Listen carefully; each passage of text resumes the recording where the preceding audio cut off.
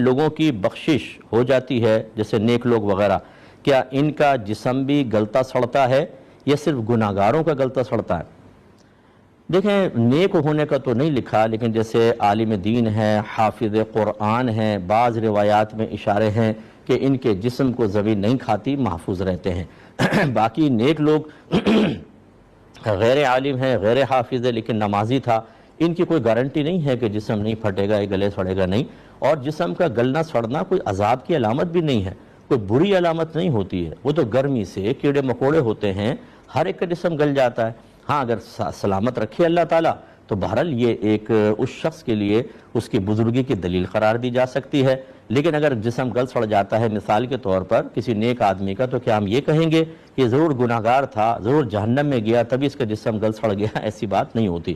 اور گناہگاروں کا جسم گل سڑے یہ بھی کوئی لازم نہیں ہوتا۔ اگر اللہ تعالیٰ چاہے، ہم بظاہر ایک شخص کو گناہگار سمجھ رہے ہیں نا، ہو سکتا ہے کہ اللہ تعالیٰ کی بارگاہ میں اس کا کوئی عمل ایسا مقبول ہو یا ارادہ ازلی اللہ کا ایسا ہو کہ اس کے جسم کو سلامت رکھا جائے۔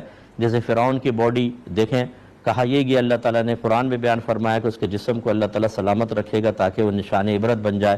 اب وہ کون سا والا فرعون تھا، کیا واقعی وہ ممی ملی ہے کہ نہیں ملی، ایک الگ بات ہے، لیکن اللہ تعالیٰ نے تو گناہگاروں کے فرعون جیسے شخص کے جسم کو باقی رکھا، تو اس لیے یہ کوئی قاعدہ قانون نہیں ہوتا ہے، اس کو ذہن میں رکھیں۔